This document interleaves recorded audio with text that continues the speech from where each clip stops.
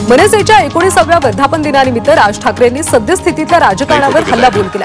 महाराष्ट्रात राजकीय चिखल झाला, जाणून बुजून वाद लावण्याचे प्रयत्न होत आहेत असा आरोप राज ठाकरेंनी केला।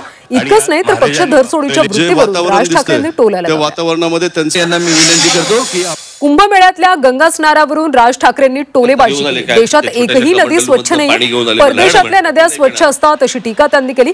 राजीव गांधींच्या काळापासून गंगा साफ होणार हे ऐकत असल्याचा टोला देखील त्यांनी लगावला।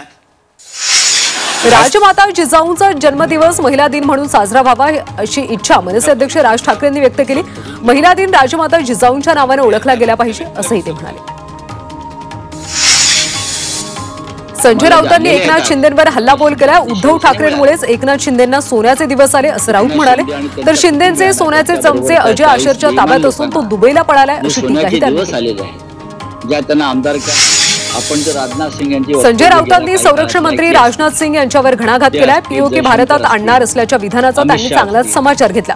आपण गेले 10 वर्ष हेच ऐकत असल्याचं टोला त्यांनी लगावला। राष्ट्रवादी काँग्रेसचे नेते छगन भुजबळ यांनी सोमनाथ सूर्यवंशी यांच्या कुटुंबाची भेट घेतली।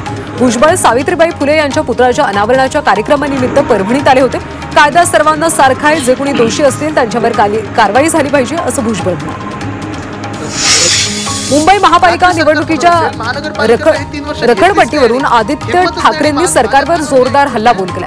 कोकणी माणूस सुट्टीसाठी गावाला गेल्यानंतर म्हणजेच मे महिन्यात निवडणुका घेण्याचा सरकारचा डाव असल्याचा आरोप आदित्य ठाकरेंनी केला।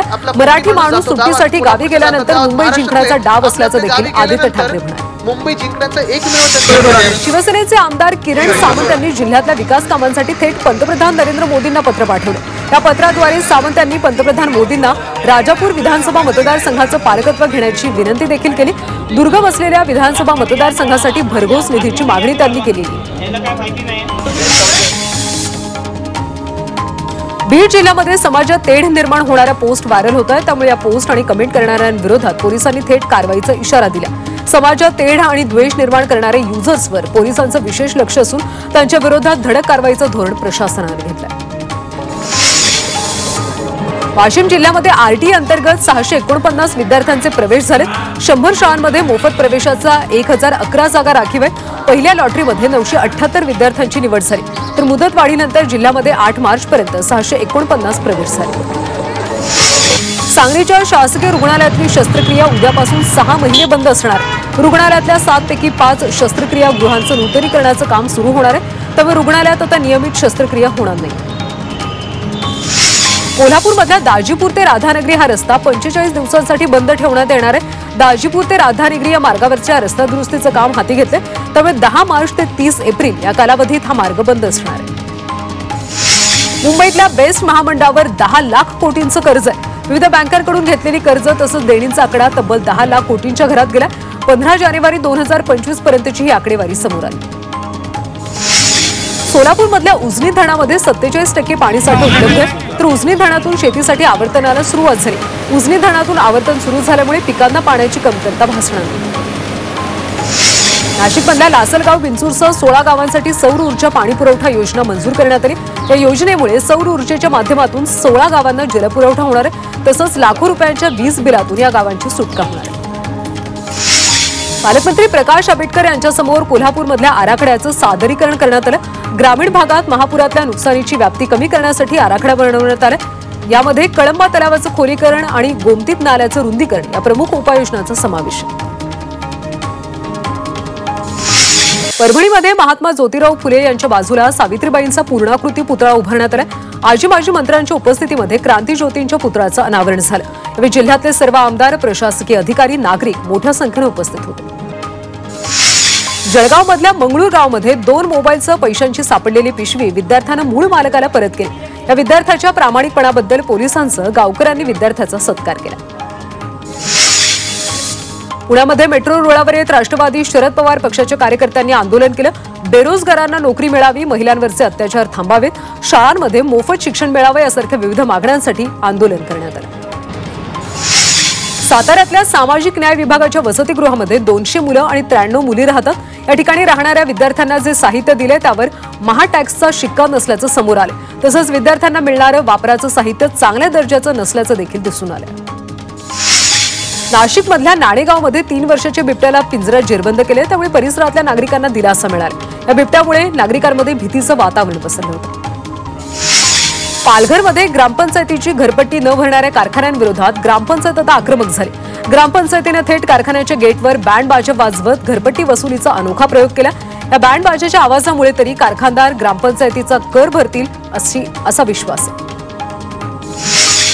महाराष्ट्रातल्या हत्या करून थायलंडमध्ये पळण्याच्या तयारीत असलेल्या दहशतवाद्याला दिल्लीत अटक करण्यात आली. हा दहशतवादी बब्बर खलसा संघटनेचा आहे. दिल्लीतल्या इंदिरा गांधी आंतरराष्ट्रीय विमानतळावरून त्याला अटक करण्यात आली. 10 फेब्रुवारी रोजी नांदेड इथं झालेल्या हत्याकांडामध्ये त्याचा सहभाग होता. मणिपूरच्या कांगपोपी जिल्ह्यामध्ये कुकी निदर्शक आणि सुरक्षा दलांमध्ये शनिवारी संघर्ष झाल्यामुळे पुन्हा अशांतता निर्माण झाली. या संघर्षामध्ये एकाचा मृत्यू झाला असून 25 जण जखमी झाले. जखमींमध्ये काही महिलांचा देखील समावेश आहे. केंद्रीय गृहमंत्री अमित शहा यांनी दिलेल्या राज्यभरात मुक्त हालचाली निर्देशांना विरोध करण्यासाठी कुकी गटानं निदर्शने केली. सिरियामध्ये सुरक्षा दल आणि पदच्युत अध्यक्ष बशर असद यांच्या समर्थकांमध्ये जोरदार संघर्ष सुरू आहे. गेल्या 2 दिवसांमध्ये संघर्षात 600 पेक्षा जास्त लोकांचा मृत्यू झाल्याची माहिती. सिरियामध्ये गेल्या 14 वर्षांपासून सुरू असलेल्या अंतर्गत यादवी दरम्यान हा सर्वात संहारक संघर्ष असल्याचं बोललं जात आहे. सोलापुरात महामार्गावर थांबलेल्या मोठ्या गाड्यांमधून डिझेल चोरी होते, त्यामुळे वाहन चालकांना प्रचंड मनस्ताप सहन करावा लागतो. त्यासाठी महामार्गावर पोलिसांची गस्त वाढवण्याची मागणी करण्यात आली. संगमनेरमधल्या काकडवाडीतल्या मंदिरात चोरीची घटना घडली. 51 तोळ सोन्याचं मुकुट, 2 किलो चांदीचे दागिने चोरीला गेले. चोरीच्या घटनेमुळे काकडवाडीतले ग्रामस्थ संतप्त झाले. आरोपींना तातडीनं अटक करण्याची मागणी केली जाते. नाशिक शहर तरुणाच्या हत्येनं हादरले. नाशिक शहरात टोळक्याकडून तरुणाची निर्घृण हत्या करण्यात आली. जुन्या वादातून धारदार शस्त्रानं वार करत हत्या झाली. हत्येनंतर आरोपी फरार असून पोलिसांकडून शोध सुरू. साताऱ्यातल्या पाचवडमध्ये एका कंटेनरला पाठीमागून कारनं जोरदार धडक दिली. अपघातात कारमधल्या 2 महिलांचा जागीच मृत्यू झाला, तर 2 जण गंभीर जखमी आहेत. सध्या जखमींवर उपचार सुरू. नवी मुंबईमध्ये फळांच्या राज्याची आवक वाढायला सुरुवात झाली. हापूस, बदामी, लालबाग, नीलम आणि तोतापुरी आंब्यांची आवक सुरू झाली.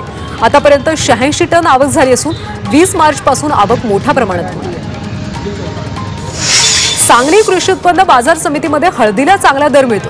या आठवड्यामध्ये पार पडलेल्या हळद सौद्यामध्ये सदाशिव शिंदोळी या शेतकऱ्याच्या हळदीला 30,000 प्रति क्विंटल हा उच्चांकी दर मिळाला. त्यामुळे हळदीला सोन्याची झळाळी मिळते.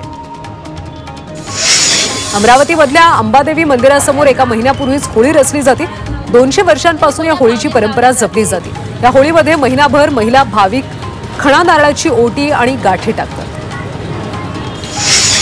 उपराष्ट्रपती जगदीप धनखड यांची तब्येत बिघडली असून त्यांना दिल्लीतल्या एम्स रुग्णालयात दाखल करण्यात आले.